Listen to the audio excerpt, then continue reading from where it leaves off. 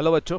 I really hope आपके exam जो है बेसिकली वो बहुत अच्छे जा रहे होंगे। अभी नेक्स्ट पेपर जो है वो आपका डीटी का पेपर होगा और आपको भी पता है कि डीटी का पेपर एक बेसिकली चैलेंजिंग पेपर है, मतलब बहुत ज़्यादा वास्ट पेपर है। तो डीटी के पेपर के लिए आपका exam point of view strategy क्या होना चाहिए, रिवीजन कैसे कौन से ऑर्डर में आपको करना चाहिए, इसके रिगार्डिंग मैं आज को तुम लोग को गाइड करूंगा। जैसे ही आप एग्जाम देके आओगे, अगेन पास्ट पेपर्स मैंने सेंटर पे विजिट किया था, तभी स्टूडेंट्स बोल रहे थे कि सर पास्ट पेपर जो बेसिकली मतलब लॉ और एफए का पेपर वो थोड़ा बहुत क्वाइट डिफिकल्ट था। बेटा जो ऑलरेडी पेपर जा चुका है, जो ऑलरेडी पेपर खत्म हो चुका है, उसके बारे में डिस्कशन करके कुछ नहीं होगा। आगे के जो पेपर्स है उसके ऊपर तुम लोग को ज़्यादा फोकस करना पड़ेगा।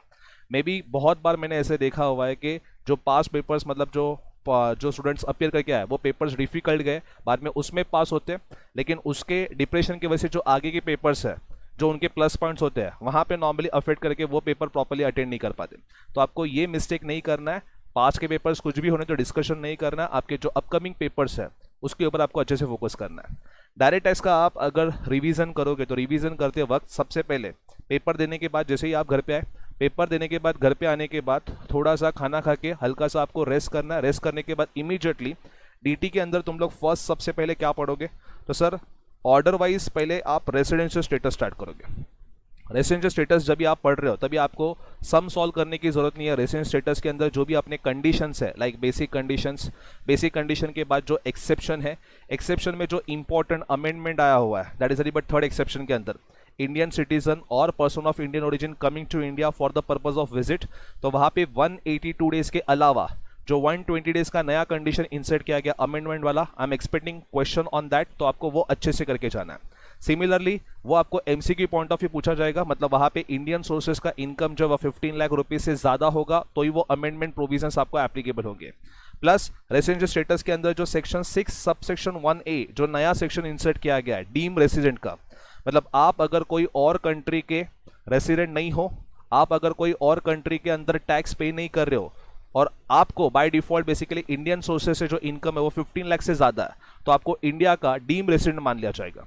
और डीम रेसिडेंट मानने के बाद आप याद रखना वहां पे पर्सन ऑफ इंडियन ओरिजिन और ये डीम रेसिडेंट के केसेस में इनको एडिशनल कंडीशन हम लोग वेरीफाई नहीं करते, सीधा इनको बेटा RNNOR मान लिया जाता है, मतलब resident and non ordinary resident माना जाएगा। यहाँ पे हम लोग एडिशनल कंडीशन अप्लाई करके ऑर्डिनरी नॉन ऑर्डिनरी चेक करते ही नहीं बैठेंगे, सीधा इनको RNNOR जो है बेसिकली वो कंसिडर किया जाएगा। रेसिडेंट स्टेटस आपको सिर्फ कंडीशन पढ़ने हैं, ये अमेंडमेंट पढ़ना है और ये सेक्शन 6 सबसेक्शन 1A जो अमेंडेड हुआ है ये आपको पढ़ना है। इसमें ज्यादा इंपॉर्टेंट अगर बात करो तो जो अमेंडेड वाला पार्ट है that is section 6 subsection 1A और वो थर्ड वाला एक्सेप्शन इंडियन सिटीजन या पर्सन ऑफ इंडियन ओरिजिन, वहां पे आपको थोड़ा सा ज्यादा ध्यान देना है क्योंकि उसमें से क्वेश्चन जरूर MCQ point of view exam में आपको आएगा। रेसिडेंट स्टेटस में मैक्स टू मैक्स तुम लोग का 20-25 मिनट्स के अंदर आपको रिवीजन कंप्लीट कर लेना। उसके बाद में इमीडिएटली तुम लोग स्कोप ऑफ टोटल इनकम के ऊपर जाओगे। स्कोप ऑफ टोटल इनकम पढ़ते वक्त भी आपको सबसे पहले इनकम के अंदर मतलब इंडियन इनकम क्या होती है, फॉरेन इनकम क्या होती है। जैसे हम लोग ने क्लासेस में पढ़ा था foreign income which is not a Indian income, वो आपकी फॉरेन इनकम हो जाएगी। इंडियन इनकम मतलब आइदर अक्रू इन इंडिया या रिसीव इन इंडिया या accrue and receive in India जो है बेसिकली वो आपकी इंडियन इनकम होगी। तो स्कोप ऑफ टोटल इनकम मतलब इनकम क्या होता है, प्लस अगर आप RNOR हो तो इंडियन इनकम जो है बेसिकली इंडियन इनकम वो तो तीनों को टैक्सेबल होगी, वेदर आप RNOR हो, RNNOR हो या NR हो, तीनों को इंडियन इनकम टैक्सेबल होगी। फॉरेन इनकम की अगर बात करें तो फॉरेन इनकम का कंट्रोल एंड मैनेजमेंट देखेंगे। कंट्रोल एंड मैनेजमेंट अगर इंडिया के अंदर है तो RNOR RNNOR को वो इनकम टैक्सेबल होगी, और अगर कंट्रोल मैनेजमेंट भी आउटसाइड इंडिया है तो सिर्फ और सिर्फ RNOR को वो इनकम क्या की जाएगी, टैक्सेबल की जाएगी। तो स्कोप ऑफ टोटल इनकम के अंदर तुम लोग वो अपना थियरी जो है बेसिकली वो और उसके रिलेटेड एक दो क्वेश्चन जो हम लोग ने किए थे वो तुम लोग जरूर देखोगे एक बार। जैसे ही आपका स्कोप ऑफ टोटल इनकम और रेसिडेंशियल स्टेटस आपका कंप्लीट हो जाता है बेटा, तो इमीडिएटली आपको हेड्स उठाने। हेड के अंदर सबसे पहले सीधा ऐसे नहीं कि कैपिटल गेन उठा लिया, हेड्स के अंदर सबसे पहले जो लाइट हेड है like income from house property जो है वो तुम लोग करोगे। इनकम फ्रॉम हाउस प्रॉपर्टी करते वक्त आपको ध्यान देना बेसिकली ज्यादा इंपॉर्टेंट वे में इंटरेस्ट ऑन लोन के जो कंसेप्ट है, इंटरेस्ट ऑन लोन जो अपना चार्ट दिया था और प्री कंस्ट्रक्शन इंटरेस्ट जो है वो आपको अच्छे से करना है। याद करना इंटरेस्ट ऑन लोन के केसेस में अपना प्रॉपर्टी अगर SOPR है, और याद करो SOPR के अंदर मैक्सिमम 2 प्रॉपर्टीज हम लोग SOPR के अंदर क्लेम कर सकते हैं। पहले जो था बेसिकली एक प्रॉपर्टी का था, लेकिन अभी अपने को 2 प्रॉपर्टी जो है वो एसओपीआर के फॉर्म पे क्लेम कर सकते हैं। लेकिन एसओपीआर के केसेस में अगर आपने लोन लिया है और लोन अगर रिपेयर्स एंड मेंटेनेंस के लिए लिया है तो मैक्सिमम 30,000 रुपीज का जो है वो आपको डिडक्शन दिया जाएगा। और अगर लोन आपने परचेस या कंस्ट्रक्शन के लिए लिया रहेगा तो मैक्सिमम 2 लाख रुपीज का आपको डिडक्शन दिया जाएगा। तो जो इंटरेस्ट ऑन लोन का आपको चार्ट दिया था वो आपको अच्छे से पढ़ना है। प्री कंस्ट्रक्शन इंटरेस्ट, जैसे कि प्री कंस्ट्रक्शन इंटरेस्ट के अंदर अगर अंडर कंस्ट्रक्शन प्रॉपर्टी में आपने इन्वेस्टमेंट किया है तो जब ये प्रॉपर्टी का कंस्ट्रक्शन कंप्लीट हो जाएगा उस साल में हम लोग स्टेटमेंट प्रिपेयर करेंगे और पास में जितना भी इंटरेस्ट पे किया था उसका 5 एनुअल इक्वल इंस्टॉलमेंट के अंदर आपको डिडक्शन दिया जाएगा। तो वो प्री कंस्ट्रक्शन का interest plus normally interest on loan का कंसेप्ट आप पढ़ोगे। फिर आप डीएलओपी का कंसेप्ट देखोगे। डीएलओपी में मतलब अगर 2 से ज्यादा आपके पास एसओपीआर है, सपोज आपके पास 3 घर है तो 3 में से कोई भी 2 घर जो है वो एसओपीआर मान लिए जाएंगे एंड रिमेनिंग हाउस प्रॉपर्टी जो है वो डीएलओपी मान ली जाएगी। तो इसमें हम लोग ने क्लासेस में क्वेश्चन किया था जहां पे मैंने तुम लोग को एनालिसिस पढ़ा था। 3 प्रॉपर्टी है तो वहां पे मैंने स्टेप के हिसाब से तुम लोग को सॉल्व करना बताया था। स्टेप 1 ऑल द प्रॉपर्टी हम लोग एसओपीआर कंसिडर करेंगे। स्टेप 2 ऑल द प्रॉपर्टीज हम लोग डीएलओपी कंसिडर करेंगे। और स्टेप 3 फिर हम लोग परमिटेशन कॉम्बिनेशन लेंगे। मतलब हाउस प्रॉपर्टी 1 और 2 अगर एसओपीआर है तो हाउस प्रॉपर्टी 3 जो है वो डीएलओपी बन जाएगा। Similarly second combination house property 2 and 3 अगर एसओपीआर है तो हाउस प्रॉपर्टी 1 जो है वो डीएलओपी बन जाएगा। तो वो एक क्वेश्चन आप जरूर देख के जाओगे जो 3 प्रॉपर्टी का हम लोग ने किया था, जहां पे जो भी बेनिफिशियल होगा वो बेनिफिशियल के हिसाब से हम लोग एसओपीआर और डीएलओपी प्रॉपर्टी को कैटेगराइज करते हैं। फिर जैसे ही डीएलओपी हो गया उसके बाद में तुम लोग वीएलओपी भी पढ़ोगे। वीएलओपी के अंदर अगेन जो अपना जीएवी जो है वो जीएवी हमेशा वर्किंग नोट से निकाला जाता है। वैकेंट लेट आउट प्रॉपर्टी में अगर property part of the year के लिए वैकेंट है तो अपने को नोशनल रेंट का कंसेप्ट वहां पे आएगा। तो एआरआर प्लस नोशनल रेंट जो है बेसिकली वो अगर ईआर से कम है, ईआर से बेसिकली कम है, ईआर ज्यादा बेसिकली, तो वहां पे GAV is equal to ER आएगा। और अगर ARR plus notional rent if it is greater than gross annual value ER sorry, तो वैसे वाले केस में जीएवी जो है वो आपका एआरआर आएगा। मैं फिर से बोलता हूं ARR plus notional rent if it is less than ER, तो वैसे वाले केसेस में जीएवी जो है बेसिकली वो GAV is equal to ER होगा। एआरआर प्लस नोशनल रेंट जो है if it is greater than ER है तो आपका जो जीएवी है वो आपका एआरआर आएगा। तो वो वर्किंग नोट जो वीएलओपी के अंदर वो तुम लोग जरूर से एक बार पढ़ के जाओगे। और इसके अलावा जो को ओनरशिप है, मतलब अगर मोर देन 1 ओनर है तो वैसे वाले केसेस में आपको नॉर्मल मैनर के अंदर ही सम सॉल्व करना है। ओनली जो फाइनल आंसर रहेगा वो फाइनल आंसर आपको को ओनर्स के बीच में in accordance with their ratio क्या करना पड़ेगा, स्प्लिट करना पड़ेगा। अच्छा, को ओनरशिप में आपको याद रखना है कि जो इंटरेस्ट ऑन लोन का जो लिमिट होगा वो मैक्सिमम 2 लाख रुपीस का जो लिमिट है वो पर को ओनर के हिसाब से दिया गया है, ना कि पर प्रॉपर्टी के हिसाब से। तो आपको टोटल जो इंटरेस्ट है बेसिकली वो टोटल इंटरेस्ट में से पर को ओनर को मैक्सिमम 2 लाख रुपीस का लिमिट जो वो एप्लीकेबल होगा। जैसे ही आपका इनकम फ्रॉम हाउस प्रॉपर्टी यहाँ पे खत्म हो जाता है और एक सेक्शन 27 जो है that is by deem owner, वो थियरी के पॉइंट ऑफ व्यू क्वेश्चन पूछ सकता है, तो वो आपको एक बार खाली कैजुअल रीड करना है। जैसे ही आपका income from house property head जो है वो कंप्लीट हो जाता है उसके बाद में इमीडिएटली आप दूसरा हेड उठाओगे that is but income from salary. Income from salary का बेसिकली आप करते वक्त अगेन मैकेनिकल टॉपिक है, यहाँ पे उतना कुछ ज्यादा लॉजिकल नहीं है, सिर्फ फॉर्मूला बेस्ड टॉपिक है। तो इनकम फ्रॉम सैलरी करते वक्त अगर मैं रिटायरमेंट बेनिफिट्स की बात करूं, रिटायरमेंट बेनिफिट्स, तो रिटायरमेंट बेनिफिट्स में आपका ग्रेच्युटी जो है वो इंपॉर्टेंट होगा। इसके अलावा पेंशन जो है और लीव सैलरी जो है ये retirement benefits point of view important रहेगी। सिमिलरली अलाउंसेस का जो हम लोग ने मेजर चार्ट पढ़ा था, allowances partly exempt fully exempt वाला जो मेजर चार्ट पढ़ा था वो अलाउंसेस वाला चार्ट आपका इंपॉर्टेंट रहेगा। और अगर मैं परक्विजिट्स की बात करूं, परक्विजिट्स की, तो परक्विजिट्स के अंदर मेरा फेवरेट रफा RFFA, rent free unfurnished accommodation, rent free furnished accommodation. इसके अलावा मोटर कार फैसिलिटी, उसका जो हम लोग कैलकुलेशन करते हैं वैल्यूएशन के हिसाब से, एक बड़ा चार्ट दिया था मोटर कार फैसिलिटी का। उसमें जो पार्टली वाला पार्ट है, partly for business use partly for personal use जो है वो ज़्यादा इंपॉर्टेंट होगा। फिर इसके अलावा लीव ट्रैवल कंसेशन जो है, लीव ट्रैवल कंसेशन के अंदर जो अपने लिमिट्स है maximum 2 journey allowed in the gap of 4 years, वहाँ पे आपका एमसीक्यू क्वेश्चन बन सकता है। फिर ईसॉप जो है, ESOP employ stock option plan, जहाँ पे कंसेशनल प्राइस पे उनको शेयर्स मिलते हैं, वो वाला वैल्यूएशन वाला पार्ट इंपॉर्टेंट रहेगा। फिर जो मेडिकल फैसिलिटी है, मेडिकल फैसिलिटी अपने को और नॉर्मली अपने जो फैमिली मेंबर्स है इन इंडिया आउटसाइड इंडिया जो मेडिकल फैसिलिटी प्रोवाइड की जाती है वो एक तुम लोग का इंपॉर्टेंट होगा। तो ये कुछ परक्विट्स है, यहाँ पे आपको जो ज़्यादा फोकस करना पड़ेगा। और उसके बाद में जैसे ही आपका ये अलाउंसेस, रिट्रेंचमेंट, कॉम्पेंसेशन एंड परकिट्स हो जाता है, उसके बाद में हम लोग ने जो मास्टर प्रॉब्लम किया था वो आपको जरूर देखना है। सैलरी में प्लीज ज़्यादा ड्रैग मत होना, बेसिकली हर एक कंसेप्ट के सामने सम करने मत जाना, अदरवाइज टॉपिक खत्म ही नहीं होगा। आपको पहले पूरा जो थियरी है वो थियरी फट फट फट रिवाइज करना है, और उसके बाद में जो लास्ट में बेसिकली हम लोग ने जो मास्टर प्रॉब्लम किए थे जहाँ पे सारे मेजोरिटी एडजस्टमेंट कवर होते हैं, वो मास्टर क्वेश्चन जो है वो आपको कर लेना है, ठीक है। जैसे ही सैलरी आपका हो गया, सैलरी के बाद बेटा आप उठाओगे that is but income from other sources. Income from other sources की अगर बात करो तो इनकम फ्रॉम अदर सोर्सेस के केसेस में आप गिफ्ट वाला जो प्रोविजन है, जो इंपॉर्टेंट प्रोविजन है वो आपको अच्छे से पढ़ना है। सेक्शन 56 सबसेक्शन 2 क्लॉज 10 वाला जो गिफ्ट वाला मैंने तुम लोग को चार्ट दिया था वो आपको अच्छे से करके जाना है। इनकम फ्रॉम अदर सोर्सेस में जो मेजर अमेंडमेंट आया उसका आपको ध्यान रखना पड़ेगा, दैट इज डिविडेंड। डिविडेंड पहले जो एग्जेम्प्ट हुआ करता था, अभी डिविडेंड आपके हाथ में टैक्सेबल होगा। सिमिलरली म्यूचुअल फंड से भी अगर आपको कोई इनकम मिलती है तो वो म्यूचुअल फंड से इनकम आपके हाथ में जो मिलेगी वो आपके हाथ में क्या की जाएगी, टैक्सेबल की जाएगी। और सिमिलरली डिविडेंड और म्यूचुअल फंड रिलेटेड जो एक्सपेंसेस है वो एक्सपेंसेस के अंदर सिर्फ और सिर्फ एक ही expenses, that is interest on loan, ये आपको डिडक्शन के फॉर्म पे अलाउ किया जाएगा, that too subject to maximum 20% of income. तो सेक्शन 57 में जब भी हम लोग डिडक्शन लेंगे तो डिडक्शन लेते वक्त हम लोग सिर्फ और सिर्फ एक ही इंटरेस्ट ऑन लोन का डिडक्शन दिया जाएगा, that too subject to maximum 20% of income. इसके अलावा जो भी अदर एक्सपेंसेस दिए रहेंगे डिविडेंड और म्यूचुअल फंड इनकम रिलेटेड, जैसे कि डिविडेंड कलेक्शन चार्जेस या म्यूचुअल फंड के ब्रोकर का कुछ ब्रोकरेज या कमीशन दिया रहेगा, तो वो एक्सपेंसेस आपको इग्नोर करने, सिर्फ एक एक्सपेंसेस अलाउ किया जाएगा, that is but interest on loan का, ठीक है। अच्छा, डीम डिविडेंड की अगर बात करो तो डीम डिविडेंड के अंदर आपको सारे सेक्शंस पढ़ने की जरूरत नहीं है, आप सिर्फ section 222E that is but closely held company वाला लोन वाला जो प्रोविजन था वो भी एक पढ़ लोगे तो भी इनफ है बेसिकली। डीम डिविडेंड के अंदर clause A B C D वो पढ़ने की जरूरत नहीं है, लेकिन क्लॉज E इंपॉर्टेंट है, ये आप जरूर पढ़ोगे।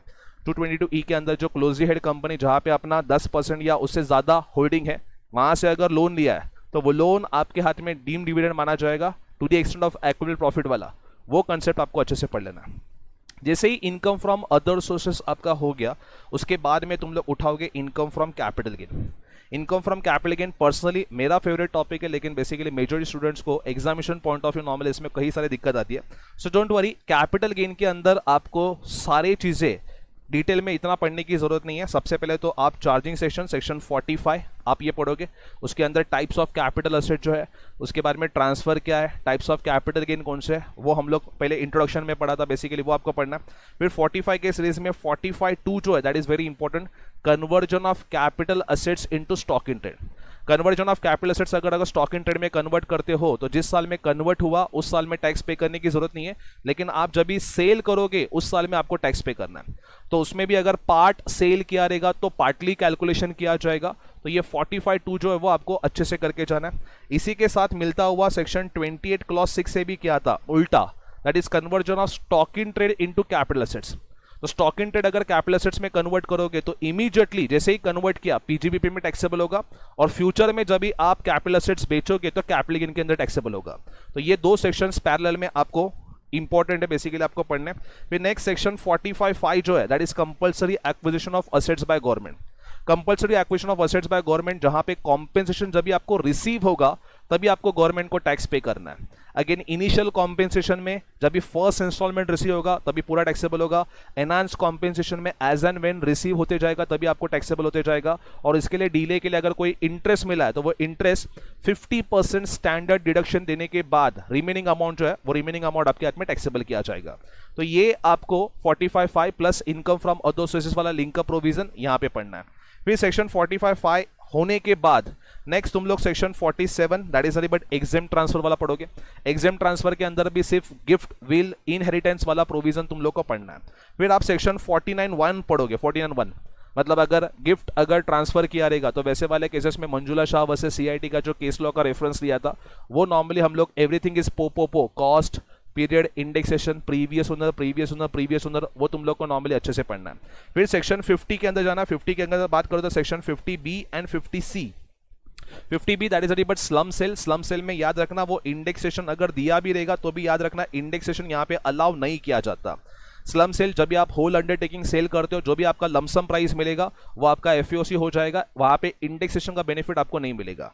50C वेरी इंपॉर्टेंट रहेगा क्योंकि यहाँ पे अमेंडमेंट हुआ था, जो टॉलरेंस बैंड था जो पहले 5% हुआ करता था वो अभी 10% ऑफ एग्रीमेंट प्राइस है, तो वो आपको याद रखना है। 50C बेसिकली इंपॉर्टेंट है, अमेंडमेंट हुआ है, इसकी वजह से आपको अच्छे से करके जाना है। फिर नेक्स्ट 54 की अगर बात करो तो सेक्शन 54 के अंदर सेक्शन 54 दैट इज घर के बदले घर लेना है। उसके अलावा सेक्शन 54F दैट इज फकीर वाला, मतलब कोई भी लॉन्ग टर्म कैपिटल एसेट्स आपने बेचा उसके सामने आपने only one residential house property लिया है। फिर 54EC दैट इज रिबट बॉन्ड्स वाला। ये 3 सेक्शंस है वो ज़्यादा इंपॉर्टेंट रहेंगे, इसके ऊपर आपको ज़्यादा फोकस करना है। तो अगर आई एडवाइज अगर कोई कैपिटल गेन छोड़ रहा है तो प्लीज़ छोड़ो मत, एटलीस्ट इतने जो सेक्शंस है ये इंपॉर्टेंट सेक्शंस है, ये आपको अच्छे से करना है। अच्छा, इसके अलावा शेयर्स का कैलकुलेशन में long term capital gain under section 112A and short term capital gain under section 111A, ये भी आपको शेयर्स का कैलकुलेशन अच्छे से करना है। शेयर्स के कैलकुलेशन में अगर बात करो तो लिस्टेड शेयर्स जहां पे एसटीडी पे किया रहेगा तो अप टू 1 लाख तक रहेगा तो वो एग्जेम्प्ट होगा, उसके ऊपर का कैपिटल गेन 10% के हिसाब से टैक्सेबल किया जाएगा, और शॉर्ट टर्म कैपिटल गेन जिसके ऊपर एसटीडी पे किया रहेगा वो 15% के हिसाब से टैक्सेबल किया जाएगा। अच्छा, इसके अलावा एक जो इंपॉर्टेंट अमेंडमेंट हुआ था सेक्शन 55 के अंदर, मतलब फेयर मार्केट वैल्यू अगर 1 अप्रैल 2001 का दिया है लैंड और बिल्डिंग के केसेस में, तो वहां पे एसडीवी भी अगर दिया रहेगा तो याद रखना यहाँ पे दोनों में से विचएवर इज लोअर जो रहेगा वो लोअर हम लोग ओरिजिनल कॉस्ट के साथ कंपेयर करेंगे। पहले कैसे हुआ करता था, ओरिजिनल कॉस्ट एफएमवी दोनों में से विचएवर इज हायर लेते थे, लेकिन अभी थोड़ा काम बढ़ गया। अभी फाइनेंस एक्ट 20 के हिसाब से बेसिकली क्या करना है, पहले एफएमवी और एसडीवी दोनों में से विचएवर इज लोअर लेना है, फिर जो लोअर वाला अमाउंट रहेगा वो एक्चुअल कॉस्ट के साथ कंपेयर करके वहां पे दोनों में से विचएवर इज हायर वाला लेना है।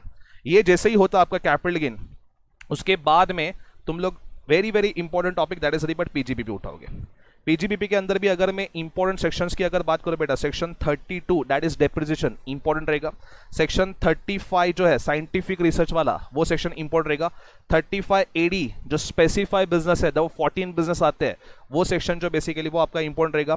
फिर कुछ जगह पे एक्सपेंसेस जो है उसका डिडक्शन पेमेंट बेसिस के ऊपर अलाउ होता है, that is but section 43B term LIC वाला जो सेक्शन था, जहां पे आप पेमेंट किया रहेगा ऑन और before due date of filing of return of income, तो ही एक्सपेंसेस का डिडक्शन के फॉर्म पे अलाउ किया जाएगा, तो वो आपको अच्छे से पढ़ना है। फिर प्रिजिम्टिव बेसिस की अगर बात करो तो सेक्शन 44AD प्रिजिम्टिव वाला और सेक्शन 44AE के ऊपर ट्रक वाला जो बेसिकली वहां पे क्वेश्चंस आने के थोड़े बहुत चांसेस ज्यादा है। 44AD जो है वो 44AD भी बेसिकली ज्यादा इंपॉर्टेंट रहेगा। फिर 44AD करने के बाद आपका जो 44AB है टैक्स ऑडिट वाला, that is also very important क्योंकि इसमें भी फाइनेंस एक्ट 20 के हिसाब से अमेंडमेंट था। जो लिमिट है वो लिमिट 1 करोड़ है, लेकिन अगर आपका कैश एक्सपेंसेस अप टू 5% है as well as cash payment अगर आपका कैश रिसिप्ट अगर अप टू 5% है ऑफ टोटल रिसिप्ट या टोटल पेमेंट, तो वैसे वाले केसेस में 1 करोड़ के जगह पे आपका टैक्स ऑडिट का लिमिट जो है वो 5 करोड़ रुपीस बन जाएगा। और इसका जो ड्यू डेट है वो ड्यू डेट भी चेंज हुआ है, तो ये एमसीक्यू पॉइंट ऑफ व्यू आपको जरूर पूछा जाएगा। तो ये 44AB जो है बेसिकली वो भी आपको अच्छे से याद रखना है। सो 32, 35, 35AD, 43B, इसके अलावा सेक्शन 36 जो एक्सपेंसेस है लाइक बैड डेब्ट्स वाला है, उसके अलावा नॉर्मली लोन वाला, इंटरेस्ट ऑन लोन वाला है, वो तुम लोग को यहाँ से पढ़ना है। और लास्ट में पीजीबीपी का जो मास्टर क्वेश्चन हम लोग ने किया था वो मास्टर क्वेश्चन तुम लोग को ये कर रहा है, ऐसा मतलब एग्जाम पॉइंट ऑफ व्यू अगर बात करो तो इनडायरेक्ट मेथड के ऊपर ही क्वेश्चन आएगा, डायरेक्ट मेथड के ऊपर ज्यादा क्वेश्चन नहीं आते। इनडायरेक्ट मेथड आपको अच्छे से करके जाना है, पहले थियरी पूरा पीजीबीपी का अच्छे से आपको रिवाइज करना है, उसके बाद में तुम लोग जो मास्टर क्वेश्चन हम लोग ने किया था वो मास्टर क्वेश्चन तुम लोग को करना है।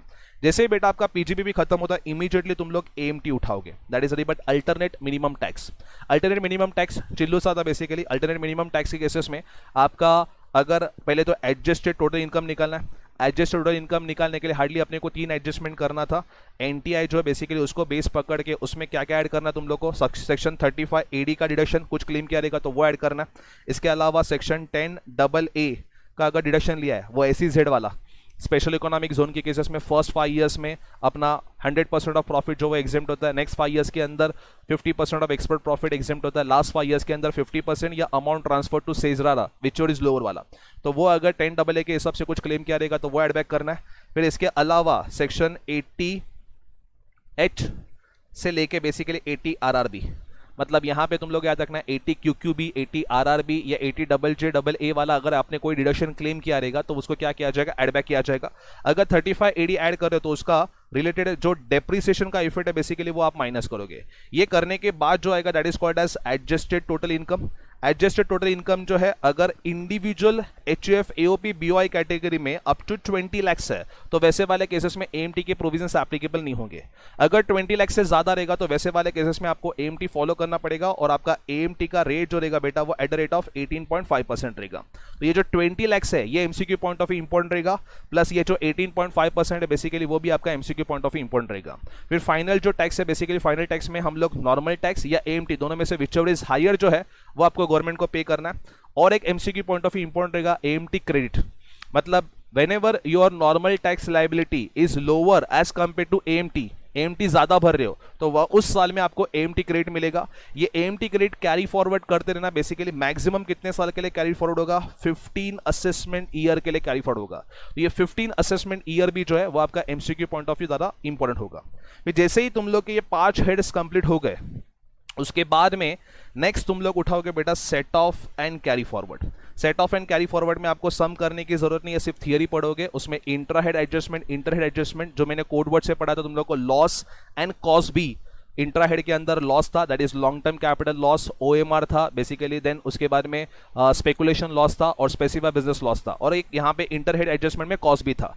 तो वो आपको खाली सेट ऑफ वाला जो प्रोविजन है वो बेसिकली आपको करके जाना है। और वहां पे इंपॉर्टेंट याद रखना है कि हाउस प्रॉपर्टी का लॉस जो है वो जब भी तुम लोग अदर हेड के साथ सेट ऑफ करते हो तो मैक्सिमम 2 लाख रुपीज तक सेट ऑफ कर सकते हो, not more than that. Maximum 2 lakh rupees तक तुम लोग सेट ऑफ कर सकते हो। उसके बाद में भी अगर कोई लॉस रहेगा तो वो क्या करना पड़ेगा, तुम लोग को कैरी फॉरवर्ड करना पड़ेगा। जैसे ही आपका set off carry forward provision हो जाता है उसके बाद में तुम लोग क्लबिंग ऑफ इनकम उठाओगे। क्लबिंग ऑफ इनकम के अंदर भी सीधा में इंपॉर्टेंट की अगर बात करो तो सेक्शन 64 का सीरीज जो है वो सेक्शन 64 का सीरीज बेटा इंपॉर्टेंट रहेगा।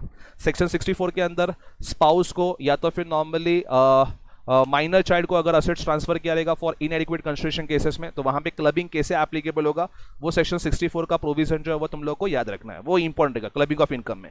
क्लबिंग ऑफ इनकम का एक क्वेश्चन जरूर आएगा 6 मार्क्स के नॉर्मली आसपास तुम लोग को क्लबिंग का इनकम का गिफ्ट के साथ लिंकअप करके बेसिकली क्लबिंग का क्वेश्चन तुम लोग को आ सकता है। क्लबिंग ऑफ इनकम हो गया। उसके बाद में अगर मैं आईसीडीएस की बात करूं तो आईसीडीएस आपको सिर्फ और सिर्फ आईसीडीएस 1 एंड आईसीडीएस 2 जो है वो तुम लोग को पढ़ना है, और आईसीडीएस का एप्लीकेबिलिटी है वो तुम लोग को पढ़ना है। मैंने लेक्चर में भी बोला था बेसिकली आईसीडीएस 1 एंड 2 जो है that is but accounting policy and valuation of inventory वाला खाली वो 2 आईसीडीएस आपको पढ़ने हैं, और उसका जो एप्लीकेबिलिटी है वो तुम लोग पढ़ोगे। बाकी के आईसीडीएस के खाली बेसिकली हेडिंग्स तुम लोग पढ़ोगे so that MCQ point of view अगर आया तो एटलीस्ट तुम लोग को वो हेडिंग जो है ये आईसीडीएस ये पर्टिकुलर हेडिंग का वो तुम लोग को याद रहना चाहिए। बाकी आईसीडीएस डिटेल में नहीं पढ़ना आपको, आईसीडीएस 1 एंड आईसीडीएस 2 और उसका एप्लीकेबिलिटी है वो तुम लोग का इंपॉर्टेंट रहेगा। आईसीडीएस यूजुअली फाइनल के ऊपर ज्यादा टारगेट करते हैं, तो इंटर लेवल पे सिर्फ 1, 2 एंड एप्लीकेबिलिटी, दैट्स इट। उसके बाद में थियरी पॉइंट ऑफ व्यू अगर बात करो, बहुत सारे स्टूडेंट पूछते हैं कि सर वो थियरी के लिए क्या क्या पढ़ना है। तो बेटा हम लोग ने जो लास्ट में थियरी के लिए लिखा था that is return of income, section 139 का पूरा सीरीज 139(1) जो है बेसिकली वेरी इंपॉर्टेंट रहेगा। अगर कोई बच्चा बोलता है कि नहीं सर मेरा प्रैक्टिकल अच्छा मेरे को थियरी अटेंड नहीं करना है, आई एडवाइस बेसिकली आपको थियरी में एटलीस्ट 139(1) के अंदर जो लिमिट्स है, जैसे बिजली का बिल अगर 1 लाख रुपीज से ज्यादा रहेगा तो आपका रिटर्न फाइलिंग कंपलसरी होगा। फॉरेन ट्रैवल एक्सपेंसेस अगर 2 लाख रुपए से ज्यादा होगा तो वहां पे भी आपका रिटर्न फाइलिंग कंपलसरी होगा। या तो फिर आपने बैंक में डिपॉजिट किया रहेगा 1 करोड़ से ज्यादा तो वहां पे भी आपका रिटर्न फाइलिंग कंपलसरी होगा। तो ये एमसीक्यू बेस नॉर्मली उसको टारगेट कर सकते हैं, या तो फिर फुल फ्लेज उसके ऊपर थियरी क्वेश्चन बन सकते हैं। फिर उसके जो ड्यू डेट्स है, due dates again important. Partners के केसेस में पहले सिर्फ और सिर्फ वर्किंग पार्टनर का जो ड्यू डेट है वो 31 अक्टूबर हुआ करता था, लेकिन अभी working partner as well as sleeping partner जो है दोनों का ड्यू डेट जो है वो नॉर्मली 31 अक्टूबर होगा। तो काउ के केसेस में याद करो एनी पार्टनर है, कंपनी हो गया, एनी पार्टनर हो गया, या तो बेसिकली तुम लोग का ऑडिट असेसी हो गया, तो वैसे वाले केसेस में उसकी जो ड्यू डेट रहेंगे वो क्या रहेंगे तुम लोग के 31 अक्टूबर रहेंगे। ट्रांसफर प्राइसिंग इंटरनेशनल टैक्सेशन के प्रोविजंस एप्लीकेबल होंगे तो वहां पे 30 नवंबर होगा। अदर असेसी के केसेस में 31 जुलाई का ड्यू डेट होगा। इसके अलावा रिटर्न ऑफ इनकम के साथ साथ तुम लोग असेसमेंट भी पार्ट पढ़ोगे, जिसमें scrutiny assessment and best judgement assessment जो है वो तुम लोग का इंपॉर्टेंट रहेगा। ठीक है, 142 वाला सीरीज एक बार रीड करोगे तो भी चल जाएगा, जो स्पेशल ऑडिट वाला हम लोग ने पढ़ा था। लेकिन असेसमेंट में अगर बात करो तो scrutiny assessment and best judgement assessment जो है वो आपको अच्छे से करके जाना है। और पैन सबसे इंपॉर्टेंट, पैन के केसेस में कौन से केसेस में, first of all who should apply for pan and coating of pan, कहाँ कहाँ पे आपको कंपलसरी पैन कोड करना है, उसके क्या लिमिट्स है, बेसिकली ये तुम लोग को थियरी पॉइंट ऑफ व्यू आएगा। तो ये जो है हम लोग ने लास्ट में लिखा था हार्डली 12 से 15 पेजेस रहेंगे बेसिकली, वो पेजेस आपको अच्छे से पढ़ के जाने हैं, ये आपको थियरी मार्क के लिए 16 मार्क्स के लिए अप्रोक्सीमेटली कवर किया जाएगा। तो इवन दो आप थियरी अटेंड करें नहीं करें, आई एडवाइस बेसिकली ये जो लास्ट के 10-12 पेजेस है वो आपको अच्छे से करके जाने हैं। ये पूरा कर लोगे बेटा, उसके बाद में अपना जो डीटी है बेसिकली वो कवर हो जाएगा। I know it's very challenging, but at least जो मैं बोल रहा हूँ उस अगर ऑर्डर में जाओगे तो यहाँ पे तुम लोग को वो कवर अप करने के लिए बेसिकली ईजी रहेगा। और आपको कुछ भी अगर डाउट रहेगा डीटी में रिवीजन करने के टाइम पे, अगर आपको कुछ भी डाउट है तो you can call me on my mobile number 9773546932। Any time बेटा यू कैन कॉल मी। कोई भी छोटा से छोटा भी अगर आपको डाउट रहेगा बेसिकली, ऐसे मत सोचना कि सर क्या सोचेंगे, आप बिंदास नॉर्मली मुझे डाउट के लिए कभी भी जो वो टाइम पे नॉर्मली वो आप कॉल कर सकते हो। आई रियली होप डीटी का पेपर आपका अच्छा जाए, ऐसा मतलब भगवान से यही दुआ करता हूँ बेसिकली, और मैं यहाँ पे अपना सेशन जो वाइंड अप करता हूँ। Thank you guys.